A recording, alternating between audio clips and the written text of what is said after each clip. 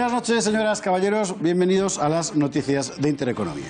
Hace muchos años que ETA no mata en España. Sin embargo, eso no debe hacernos olvidar lo que ha pasado en nuestro país durante tantos años, el reinado del terror. Lo que ha pasado durante tantos años y lo que sigue pasando, porque el famoso proceso de paz de Zapatero, sostenido por Rajoy, ha creado auténticas zonas de impunidad. Hoy ofreceremos el reportaje que Kake Minuesa estrenó anoche en El Gato. Un reportaje que muestra que los asesinos pueden sentirse vencedores. Y eso es lo peor que nos podía pasar. A grabar y eso. No quiero grabar porque ya es a lo que venís. A preguntar. Pues no, venís con aquel. O sea, yo soy concejal con él y no quiero saber nada de vosotros. Eres concejal, porque tienes que ser de Bildu, porque solo está el PP y Bildu. Pero ¿condenáis el asesinato del alcalde? ¿Te acuerdas que lo mataron? No vas a contestar, ¿no? Pero... No te voy a contestar. Este es Salvador Urayar, que escribió el libro en honor a su padre y se titula Morir para contarlo. No te voy a contar nada.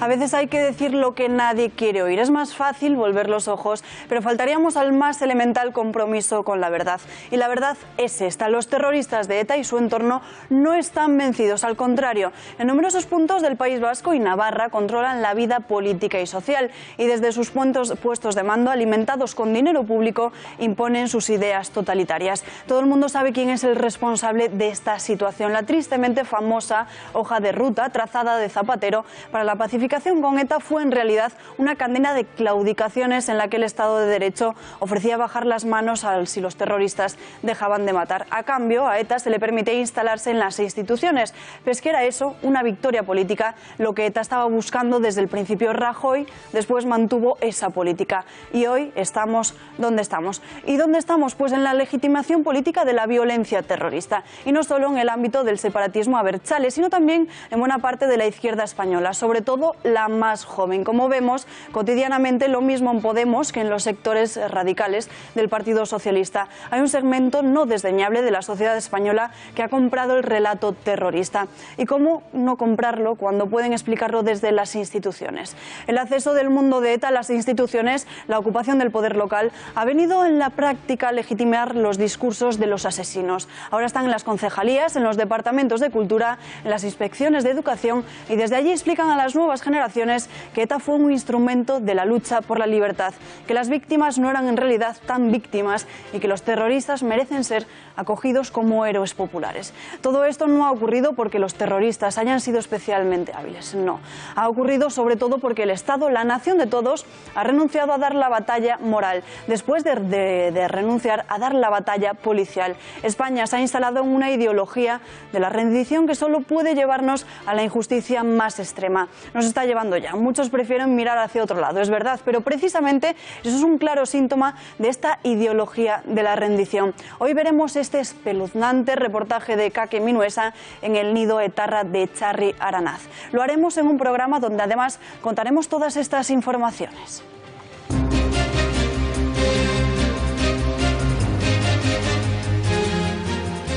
Golpe de efecto en el caso Gürtel. El Bigote se acusa directamente a Francisco Camps. Mientras tanto, en un caso del que se habla muchísimo menos, el caso de Miguel, que salpica al PNV, el fiscal apunta directamente a los círculos de poder del nacionalismo vasco. Hablaremos de corrupción, sí, de toda ella. En la crónica catalana ha concluido la ronda de encuentros del presidente del Parlamento Autonómico con los partidos. La investidura de Puigdemont parece muy lejana, por más que el expresidente fugado insista en postularse. Al mismo tiempo se intensifican los contactos bajo cuerda para hallar una solución de compromiso. Informe del Real Instituto Elcano sobre cómo ven los españoles el estado de las autonomías. Las cifras son elocuentes. El número de los partidarios de recentralizar el Estado se ha más que duplicado en apenas 2 años. Mengua el número de los independentistas y crece el de los que ven con desapego el Estado autonómico. En página internacional viajaremos a Italia, donde Silvio Berlusconi encabeza las encuestas para las próximas elecciones legislativas. La coalición de derecha se impondría a todas las demás fuerzas. Examinaremos también la situación en Venezuela después de una semana intensísima que nos ha llevado desde el asesinato del opositor Óscar Pérez hasta la represión del régimen de Maduro contra la Iglesia Católica. Y no dejaremos de asomarnos al problema de la inmigración. Suecia vive un estado de preguerra mientras la BBC británica ha decidido prohibir a los blancos que accedan a un puesto de trabajo en la corporación.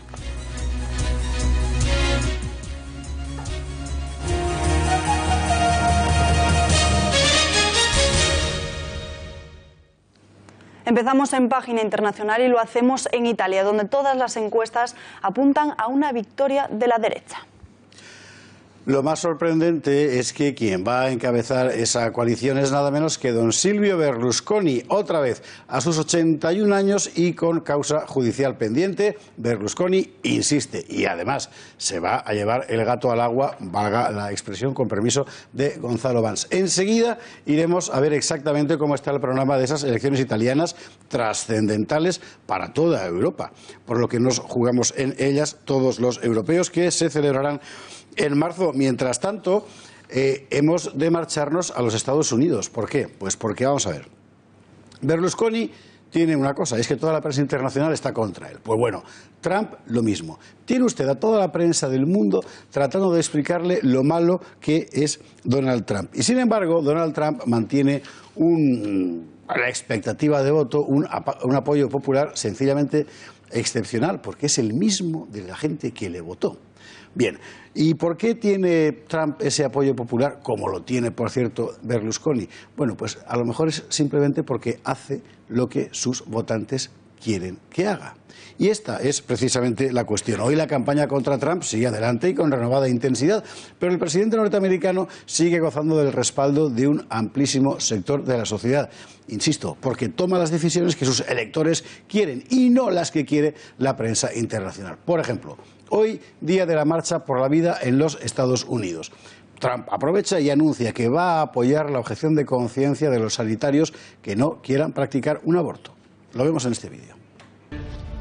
El gobierno de Donald Trump anunció la creación de una nueva división de conciencia y libertad religiosa dentro del Parlamento de Sanidad para proteger la objeción de conciencia ante la provisión de ciertos servicios como los abortos y tratamientos para pacientes transgénero.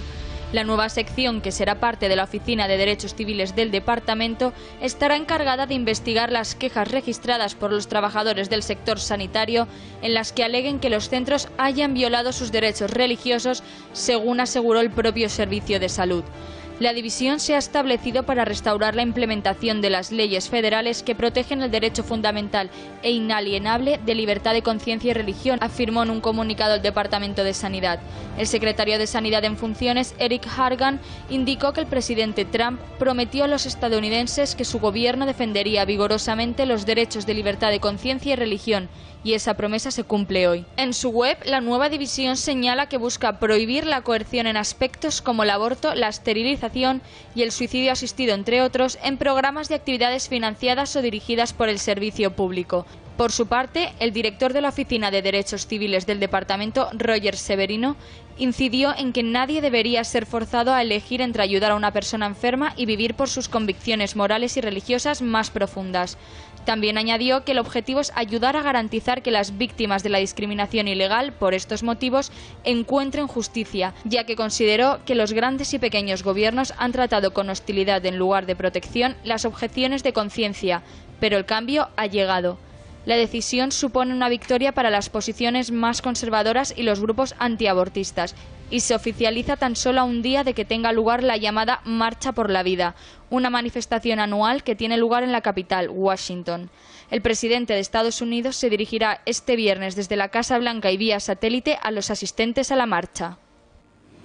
Y ahí tiene usted a la prensa internacional, la española también, por supuesto, diciendo ¡ah, horror Trump! ¿Por qué? Pues porque hace lo contrario de lo que piensa la prensa internacional. Pero claro, es que la gente no es solo la prensa internacional. Bueno, pues con Berlusconi pasa un poco lo mismo. Es verdad que parece la momia de Berlusconi y, sin embargo, ahí lo tiene usted. Ha bastado que él apareciera para que las derechas italianas, que son, como todo lo italiano, enormemente fragmentadas, se pongan de acuerdo en un candidato que, además, en las encuestas le da la victoria, pero con holgura. Fátima García Manzano, que conoce como nadie la política italiana. ¿Es así? ¿Qué tal? Buenas tardes. Pues sí, Berlusconi resucite, y si pensaban que la oleada de elecciones en Europa se había terminado, pues se equivocan. Habrá nuevas elecciones dentro de nada, exactamente el 4 de marzo en Italia. ¿Y quién es el que parte como favorito? Pues adivínenlo. Silvio Berlusconi. A pesar de que el magnate está inhabilitado hasta 2019 al haber sido condenado por fraude fiscal, el conocido como Il Cavaliere está dispuesto a todo para que la coalición que ha conformado con los partidos Liga y Fratelli d'Italia llegue a lo más alto en la cita con las urnas y él pueda ser investido como primer ministro. Tiene para ello dos opciones. La primera de ellas, que consiga que el Tribunal de Estrasburgo apruebe el recurso que ha presentado poniendo fin a su inhabilitación. O bien que escoja un candidato oficial, que todo apunta, por cierto, que será el presidente de la Eurocámara, Antonio Tajani, aunque en las papeletas ya no aparecerá el nombre de Forza Italia, el nombre de la formación, sino que aparecería el nombre de Berlusconi presidente. Así el magnate tendría vía libre para llegar al Palacio Chigi, la Moncloa italiana, en cuanto llegue el 2019 y a la edad, atención, de 82 años. Pero no se engañen, no es que Silvio Berlusconi haya conseguido atraer nuevamente la atención de la mayor parte del electorado, es que la ley electoral favorece a las coaliciones, razón de más para el magnate, que no ha dudado en aliarse con Matteo Salvini y con Giorgia Meloni.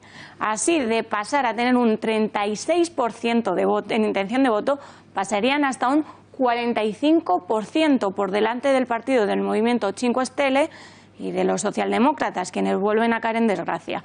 Una tendencia imperante en Europa, a juzgar por lo ocurrido en los países como Francia, Alemania o incluso España. Sin embargo, la llegada de Berlusconi no sería la única, entre comillas, novedad. También la llegada del gobierno del líder de la derecha alternativa italiana, Matteo Salvini, ya que conseguiría convertirse en el ministro del Interior. Una victoria más para esta ideología en Europa, después de que en Austria el partido FPO consiguiera 7 de las 13 carteras. Y lo bien que dice Fátima lo de 5 Stelle. Bueno, realmente el panorama es impresionante. Fátima García Mazar, muchísimas gracias. Gracias. Que nosotros nos vamos ahora mismo a Venezuela.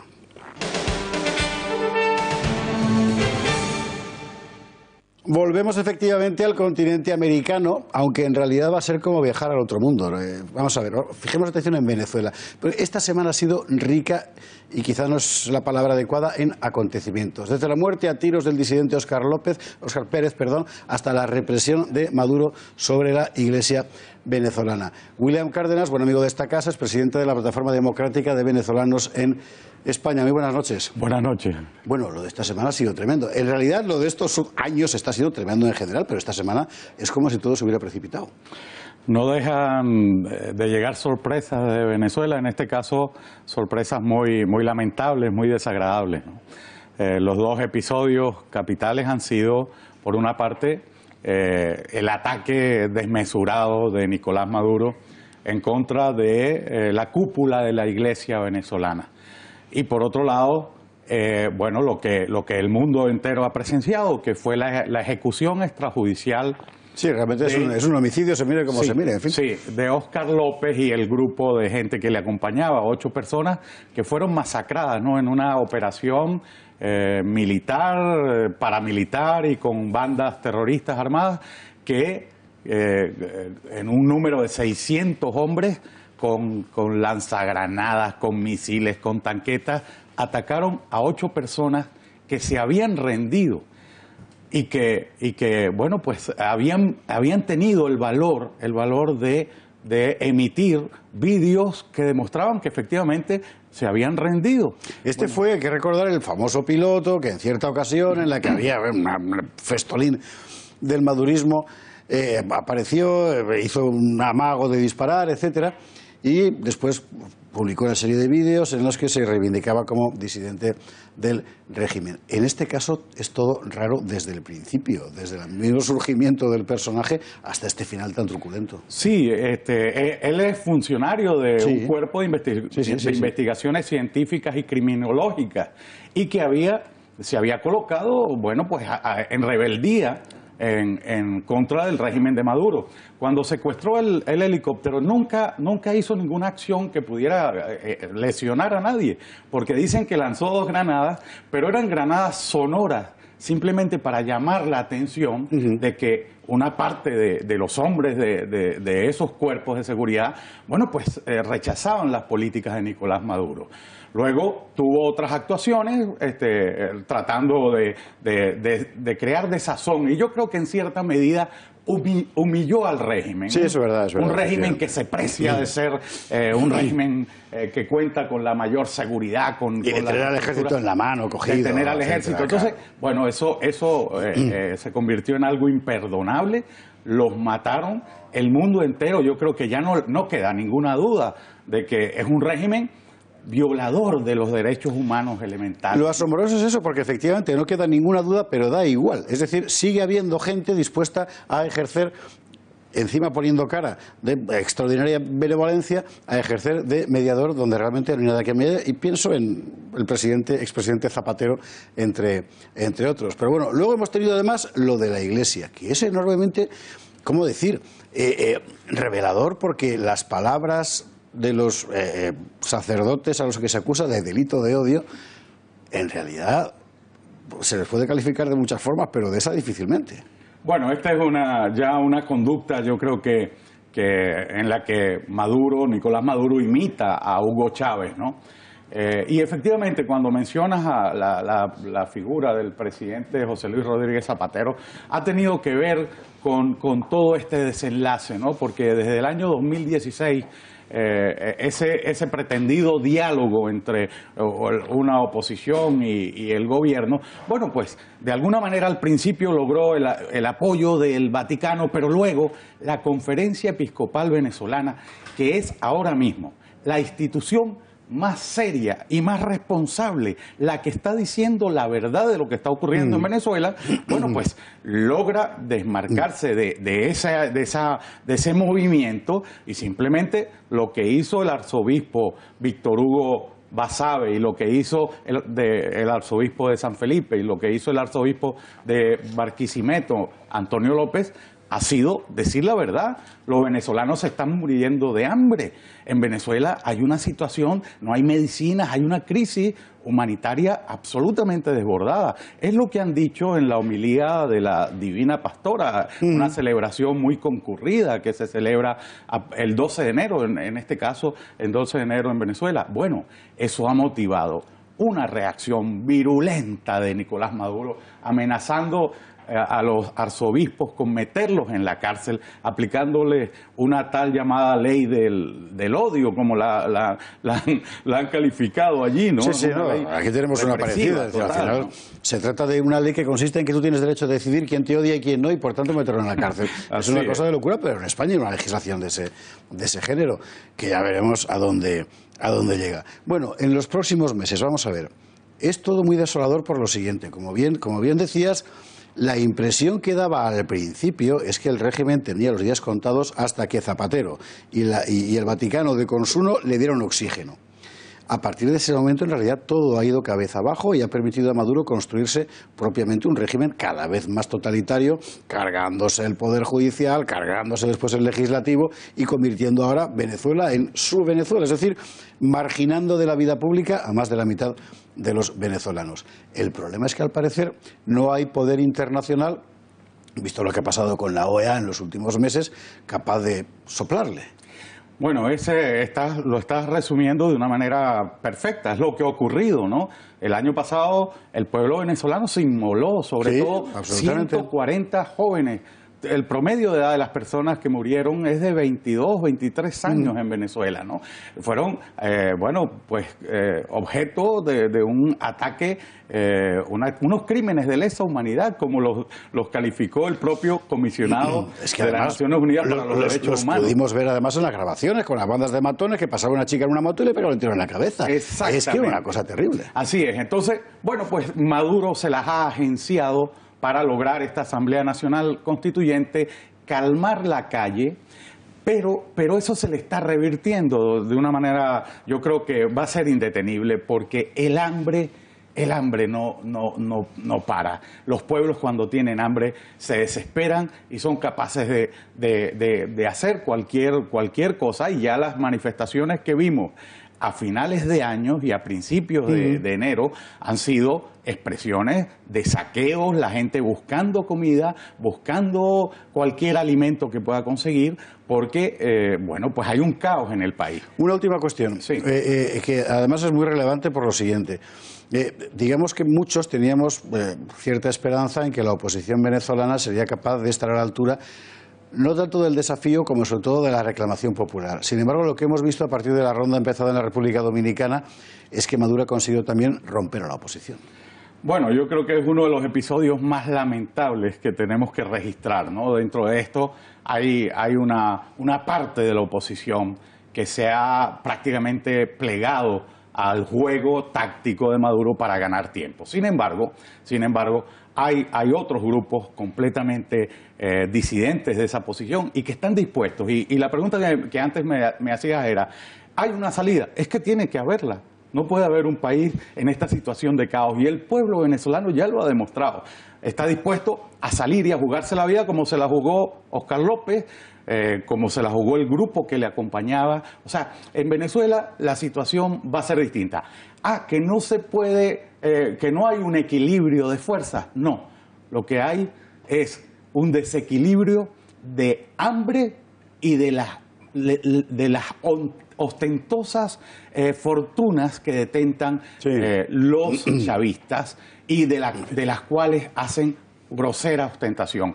Eso una sociedad lo castiga y al final yo creo que o la justicia internacional o de alguna manera una reacción de la comunidad internacional. Ya la Unión Europea estableció sanciones, verdad, efectivamente. estableció sanciones personales a estos funcionarios violadores de los derechos humanos. En alguna medida por allí se va a encontrar el camino para la solución. Don William Cárdenas, muchísimas gracias. Muchísimas gracias. En fin, parece que el mundo se acostumbra a este desafuero, pero aquí seguiremos prestando voz a los disidentes. Y ahora cambiamos de tema.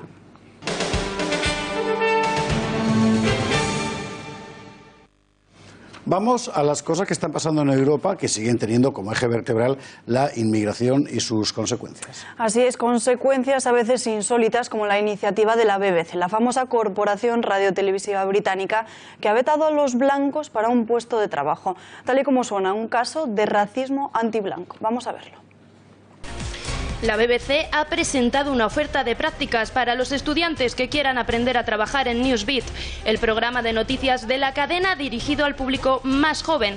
El candidato debe ser una persona apasionada por el mundo del periodismo y su objetivo será enfocar las historias desde una perspectiva diferente para nuestra audiencia clave, jóvenes entre 16 y 26 años. Reza la oferta, cuyo único requisito esencial es que la persona no sea de raza blanca. La BBC busca una persona de raza negra o asiática y advierte que no valorará los currículums enviados por personas blancas. Los internautas han reaccionado a la oferta y aseguran no creer la discriminación que se produce. ¿En serio la BBC no cuenta con una alternativa para personas blancas?, asegura una internauta muy molesta con el criterio de la cadena. Otro recuerda que se trata de una medida racista. El color de la piel o la etnia no tiene ninguna influencia a la hora de escribir y contar historias. Sentencia: el racismo es racismo. La BBC demuestra una vez más su doble moral y sus seguidores no debemos permitirlo, añade otro. Evidentemente, si estas cosas pueden pasar en Europa es porque en la clase dirigente, sea política o mediática, que es casi peor, casi no, es peor, hay un claro designio de favorecer la idea de una Europa mestiza, sin identidad propia ni fronteras. Es la idea que defiende el magnate Soros y sus ONGs. Al principio lo hacían de forma más o menos disimulada, ahora no lo ocultan lo más mínimo. Por eso el premier húngaro, Viktor Orbán, quiere desterrar a las ONGs que apoyan la inmigración masiva. Arturo García lo ha contado en La Gaceta. Arturo, buenas noches.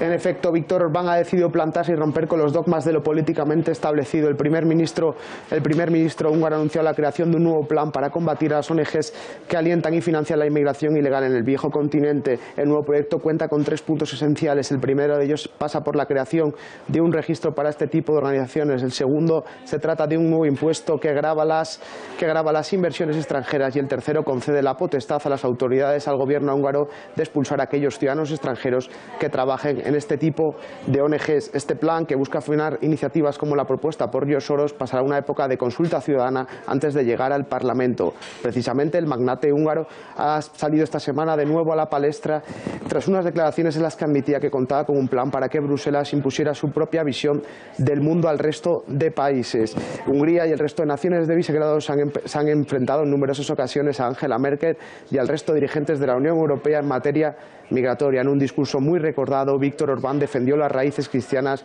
y resaltó que necesitamos una renovación espiritual e intelectual en todo el continente.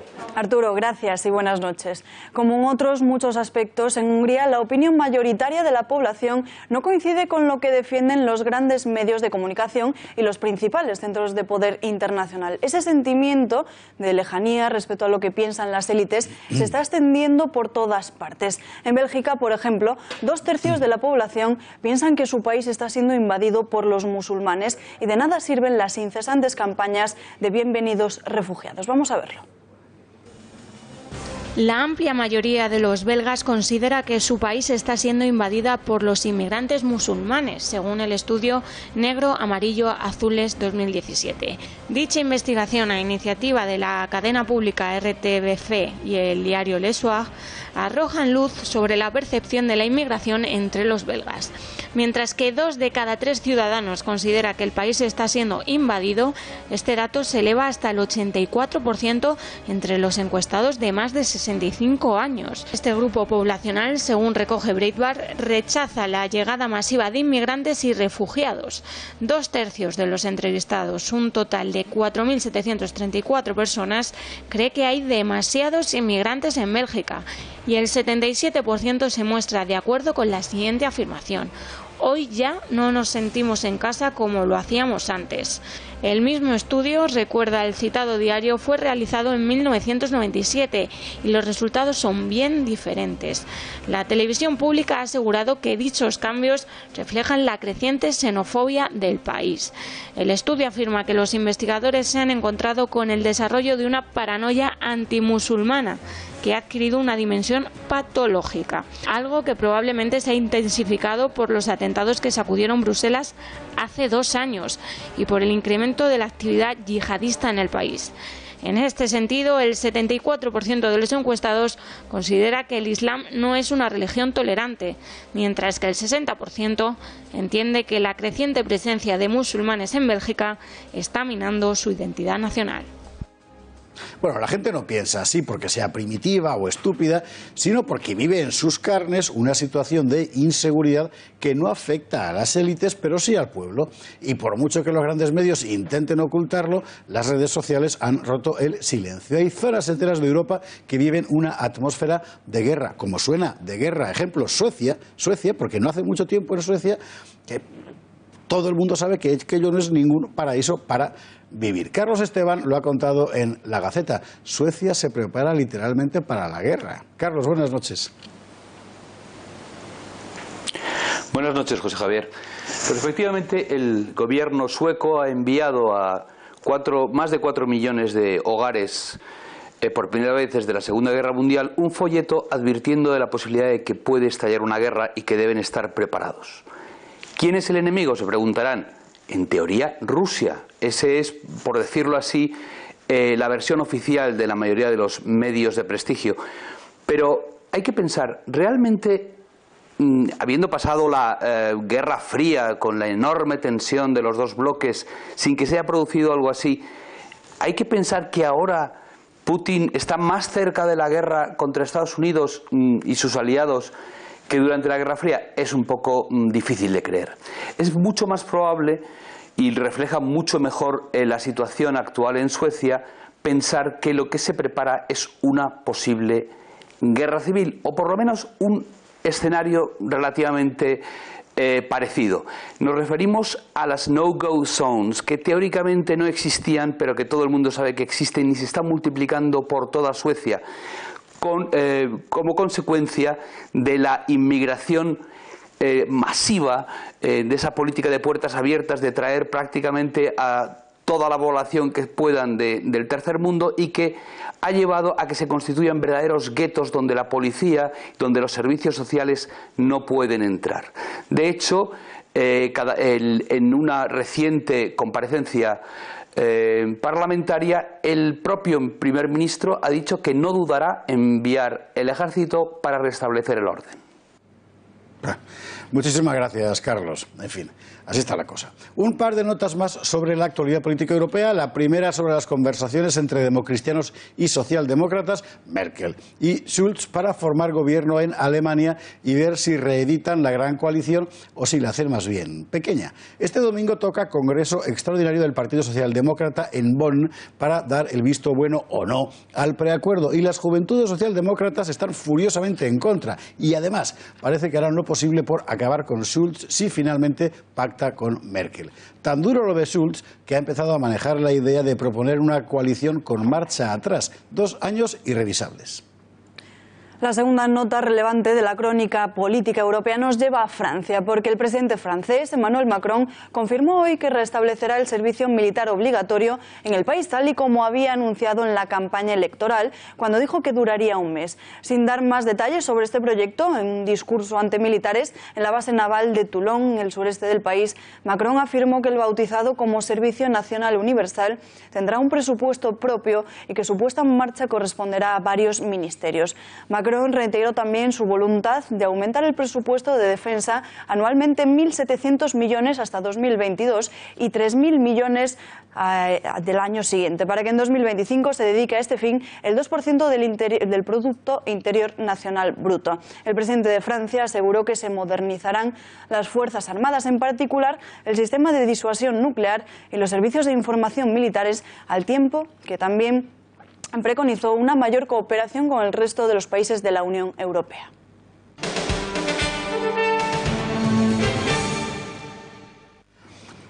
Vamos a entrar ya en materia nacional y, como le hemos dicho al principio, nos gustaría hacerlo desde una perspectiva singular. Usted ya sabe que en los últimos años parece haberse extendido la consigna de que el problema de ETA se acabó. Incluso las informaciones sobre el País Vasco se han reducido al mínimo. La realidad, sin embargo, es que ETA se ha interiorizado en la sociedad vasca y también en la sociedad navarra. Hay una pesada losa de silencio que alimenta la impunidad o, aún peor, la apología del terrorismo. Por eso nosotros consideramos un deber no solo informativo, también moral, no olvidar nunca lo que pasó. Kaki Minuesa ha viajado a Etxarri Aranaz. Lo que ya ha encontrado es una ETA que se siente vencedora y eso hay que contarlo. Vamos a verlo.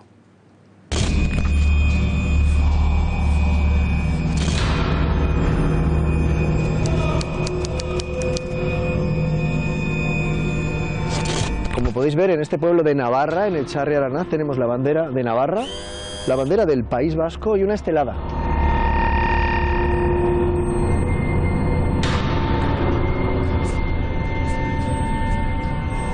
El alcalde sale de aquí, va caminando con su hijo, con Salvador, sí, y le disparan, le rajan 5 tiros, ¿no? 5 tiros, uno de ellos se ve aquí la marca todavía. Está ahí.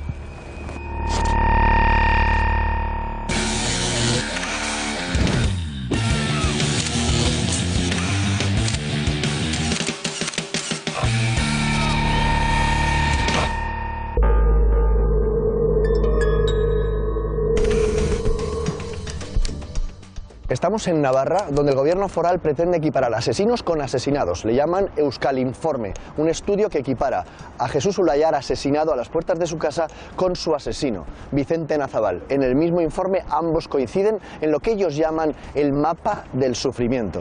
Para ellos, hace escasas semanas el ayuntamiento buzoneó la solicitud de testimonios y pruebas para elaborar, comillas, el mapa del sufrimiento en Etxarri Aranaz.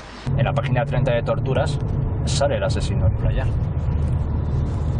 En esa Euskal Memoria, sí, Vicente Nazabal, asesino del alcalde, en la página número 30 de torturas. Sale como torturado. Como torturado. Dicho estudio lo realizaría la Fundación Euskal Memoria. Es Euskal Memoria, ¿no?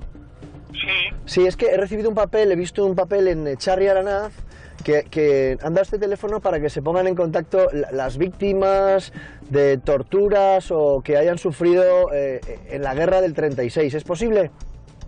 Sí. ¿Y por qué no ponen nada de las víctimas de ETA? ¿No ponemos nada de las víctimas de ETA? Sí.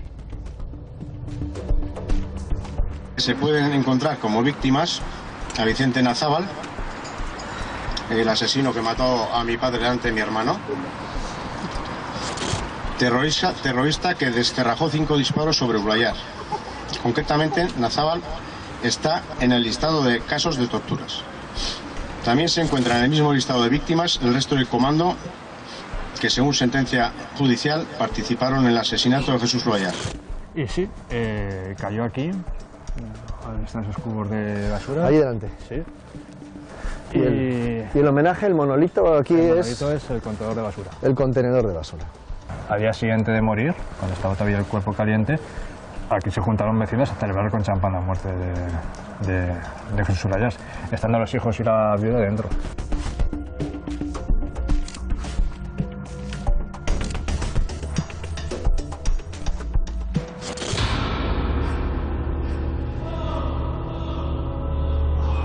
Hemos venido un poco a grabar y eso es No quiero grabar porque ya sé a lo que venís. A preguntar. Pues no, venís con aquel. O sea, yo soy concejal con él y no quiero saber nada de vosotros. Eres concejal, pero tienes que ser de Bildu, porque solo está el PP y Bildu. Pero ¿condenáis el asesinato del alcalde? ¿Te acuerdas que lo mataron? No vas a contestar, ¿no? Pero no te voy a contestar. Este es Salvador Urlayar, que escribió el libro en honor a su padre y se titula Morir para contarlo. No te voy a contar nada. No, si igual que me grabas tú, te puedo grabar yo, es la calle. Tú decides no hablar conmigo y ya está. Yo por eso os preguntaba que cómo están las cosas y veo que igual. Pues aquí está muy bien. Hombre, pero si no condenáis un asesinato... Aparece el que fue el padre de Charlie Renat, Jesús Urlayar Lisiaga, que fue muerto por ETA. Sí, asesinado. Aparecen los nombres de las personas que fueron condenadas por ese atentado. No como víctimas, sino como las personas que fueron condenadas por ese atentado. O sea, como terroristas no aparecen. Bueno, eso es una interpretación tuya. Si alguien descerraja 5 disparos a un alcalde, yo no creo que sea una interpretación si ha sido condenado por terrorismo, ¿no?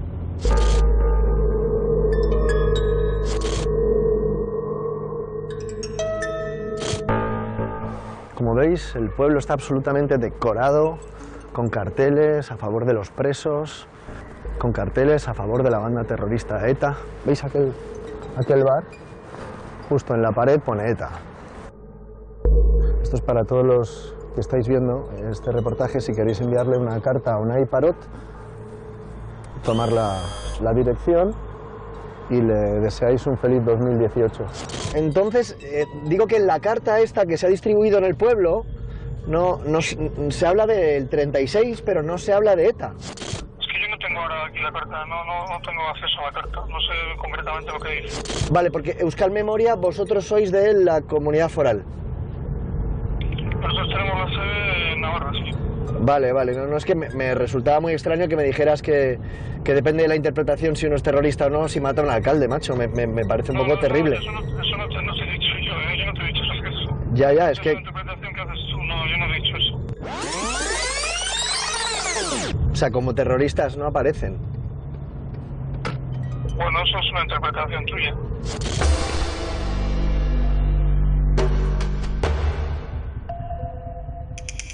La alcaldesa es pariente carnal del encubridor del asesinato.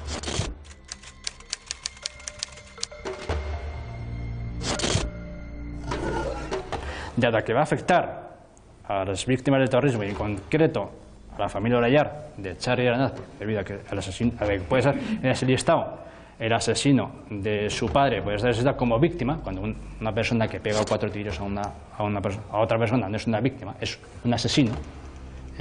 Cuando un asesino va a estar una víctima en un sitio como víctima, me parece repugnante. Sale Jesús Urlayar y también va a salir a las personas juzgadas por su asesinato. Exactamente. ¿Y por qué? Porque es del sufrimiento. ¿El qué? Es sencillo, si una persona se le ha torturado, ha sufrido. O tú no ves eso tanto. ¿Torturar de qué? Torturar. Yo que yo sepa, torturar no. O sea, significa, me estás diciendo que el comando, pegar 4 tiros a una persona es torturar. Pegar 4 tiros, ¿me vas a dejar hablar? Estaba hablando yo. Pegar 4 tiros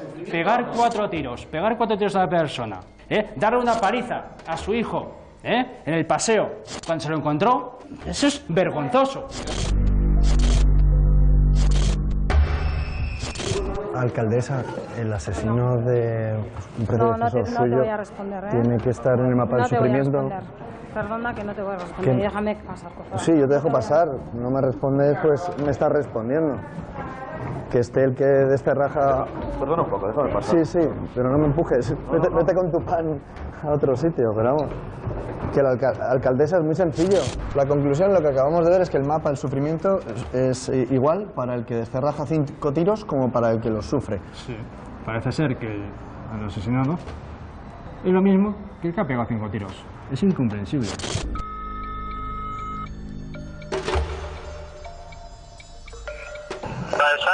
Hola, buenos días, Vicente. Sí. Mira, te llamo por lo de la Euskal Memoria. Que tú estás aquí como víctima de torturas, ¿no? Sí. ¿Tú tendrías algo que decirle a la familia Ulayar? Me parece que estás perdiendo el tiempo. Vicente, ¿tú te arrepientes de haber asesinado al alcalde de Charri Aranaz? A ver, estás utilizando conceptos de que estás fuera del lugar. Venga. No, hombre, no son conceptos. Tú le desterrajaste 5 disparos.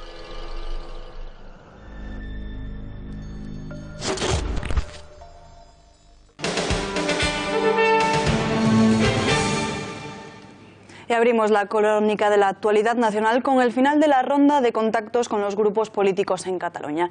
El reciente estrenado presidente del Parlamento ha cerrado hoy con las reuniones con el Partido Socialista, Catalunya en Comú y el Partido Popular en Cataluña. Todos ellos han rechazado investir como presidente a Carles Puigdemont. Mientras tanto, los separatistas buscan un plan B sobre cómo poder convertirle en presidente en el caso de un fracaso de elección a distancia. Y Puigdemont, por su parte, sigue en Bruselas sin ninguna intención de retornar a España. Algo que para el presidente cesado no resulta ningún tipo de obstáculo porque sigue teniendo entre ceja y ceja presidir de nuevo la Generalidad. ¿Cómo?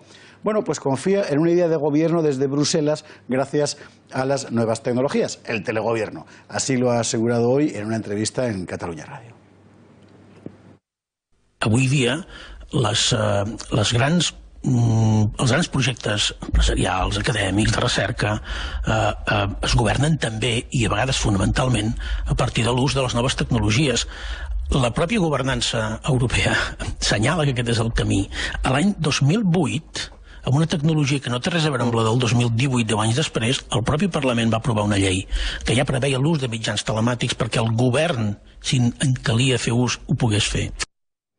Pero de momento todo son conjeturas que no sabremos si se harán realidad hasta el próximo lunes, que es el día designado por el Parlamento para que Torrent diga si propone a Puigdemont como candidato para presidir la Generalitat. Si resulta que es elegido, se abrirán varias incógnitas. La primera de ellas, si los constitucionalistas impugnarían la investidura, si la mesa dejará o no delegar el voto a los diputados en Bruselas. Y tampoco está claro el apoyo de la CUP a la candidatura del expresidente. De momento, desde el Gobierno avisan directamente a Torrent, el Gobierno español, de que no caiga en los mismos errores que su antecesora. Recordemos que Forcadell pasó un día en la cárcel y tuvo que pagar una multa de 125.000 euros por haberse saltado la ley.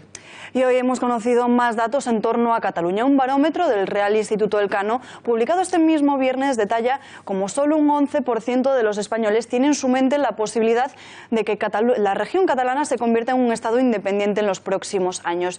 Incluso en suelo catalán, solo 1 de cada 4 habitantes confía en ello, a pesar de los intentos de los separatistas. Dice también ese informe del Instituto Elcano que en la opinión pública española cada vez se confía menos en el Estado de las autonomías. Por ejemplo, disminuye la opción continuista, es decir, dejar el Estado autonómico como está, y aumenta muy notablemente la opción centralista, es decir, que el Estado recupere competencias. Hace 2 años eran el 9%, ahora son el 21%. La encargada de presentar este muestreo, Carmen González Enríquez, que es investigadora principal del Instituto Elcano, ha dicho que no cree que ahora pudiera salir adelante una reforma de la Constitución que diera más autogobierno a las autonomías, porque literalmente no es eso lo que quieren los ciudadanos, sino más bien lo contrario. Y tiene razón.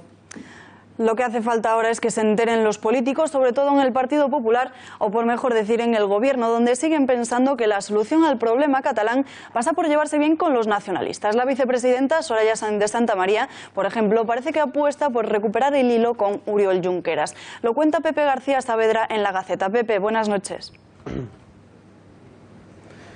Muy buenas noches, Alba, José Javier. Sí, pues el Partido Popular, la Moncloa, parece ya tener un nuevo candidato para esta nueva legislatura, la Generalitat. Sería Oriol Junqueras. Recordemos que guarda una buena relación y tiene mucha sintonía con la vicepresidenta del Gobierno, Soraya Sáenz de Santamaría, sobre todo a raíz de las negociaciones en aquella y fracasada operación Diálogo que finalmente desembocó en el referéndum ilegal del 1 de octubre. Después de que Junqueras no huyera y que esté rindiendo cuentas ante la justicia y sobre todo después del discurso de Roger Torrent, el nuevo presidente del Parlamento, el Partido Popular ha dicho a diferentes medios digitales que la nueva actitud del separatismo, concretamente de Oriol Junqueras, es coherente y valiente. Da la sensación de que estas palabras, la ausencia de la palabra República Catalana en el discurso de Torrent, vaya a hacer que el separatismo haga borrón y cuenta nueva. Además, los últimos pasos dados por Oriol Junqueras contraargumentando los argumentos, valga la redundancia, de Carles Puigdemont diciendo que quiere delegar el voto, han hecho pensar que el Gobierno podría estar pensando en él para presidir la nueva Generalitat.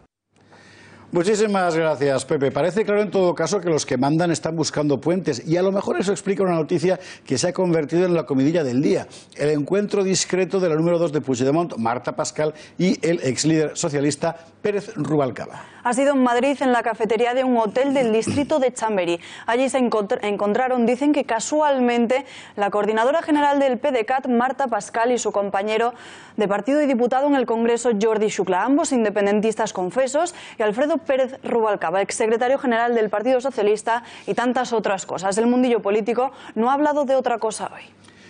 Mucho menos se ha hablado de otra cosa que en realidad tiene más importancia. ¿Se acuerda usted de la fiebre plurinacional que le había dado a Pedro Sánchez? Bueno, pues ahora llega su número 2, José Luis Ábalos, con el antitérmico. El secretario de Organización Socialista ha dicho literalmente, atentos a la frase, no renunciamos a la cuestión de lo que entendíamos como un modelo de realidad que no tiene por qué tener una expresión jurídico-política. ¿Qué quiere decir con eso? Que tienen que salir del jardín en el que se han metido y no saben todavía cómo. Tampoco se ha hablado mucho hoy de otro asunto muy relevante, pero al que la prensa está prestando muy poca atención, el caso de Miguel, el mayor caso de corrupción del Partido Nacionalista Vasco. Ha habido una novedad relevante y es que el fiscal ha acusado a la estructura del poder nacionalista en su conjunto. Para el jefe del Ministerio Público en el territorio alavés, que se llama Josu Izaguirre, la actuación de los cabecillas de esta presunta trama estaban amparados por todo el establishment, es decir, por el nacionalismo vasco. Y ahora veremos en qué acaba la cosa. Todo lo contrario que en el caso de Miguel es lo que está pasando con el caso Gürtel. Hoy además ha habido novedades importantes y es que Álvaro Pérez, alias El Bigotes, ha dicho que la persona que daba las instrucciones a la trama Gürtel para financiar irregularmente al PP valenciano era Francisco Camps, el expresidente de la Comunidad. El Bigotes lo ha dicho en el juicio que se sigue en la Audiencia Nacional por la caja B del PP en esta comunidad. Naturalmente el Bigotes habla en su defensa y ahora habrá que cotejar estas declaraciones con los hechos probados.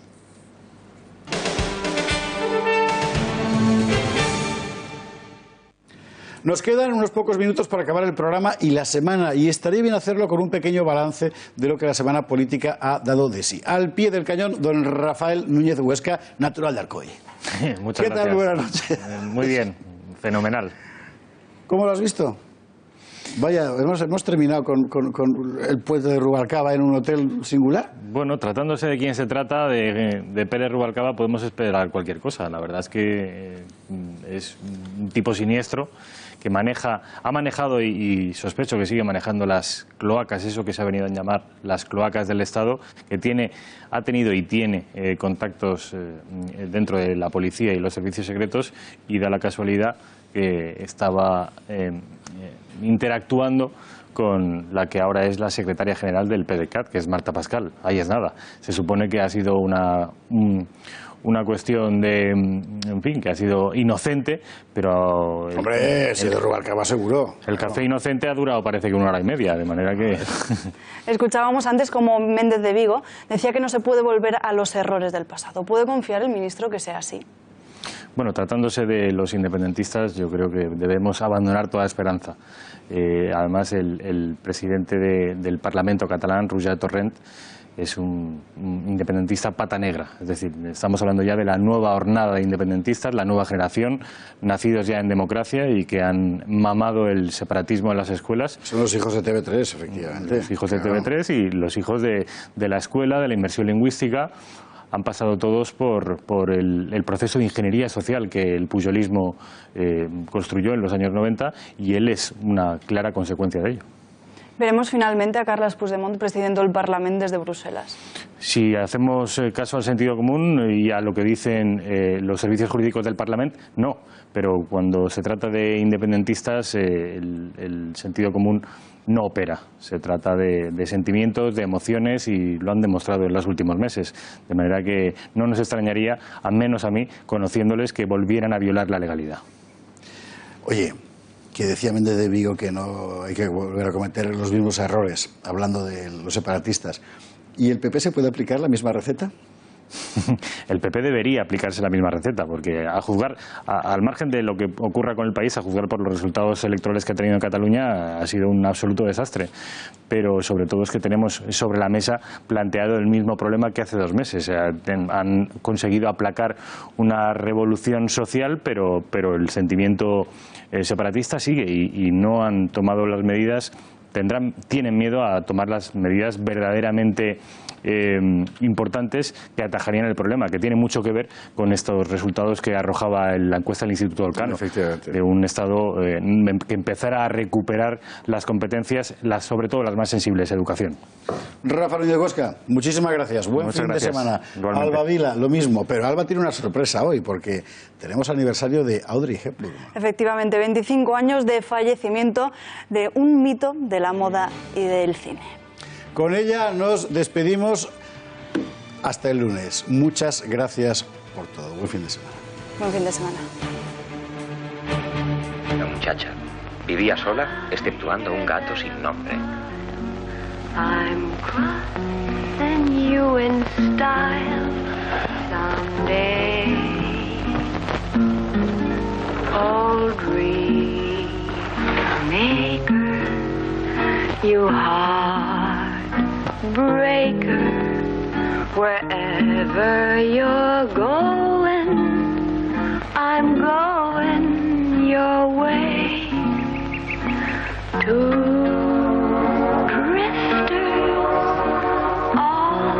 To see the world, there's such a lot of world to see.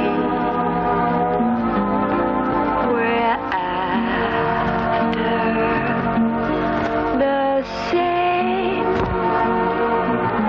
rainbows and waiting round the bend. Very friend, Moon River and me.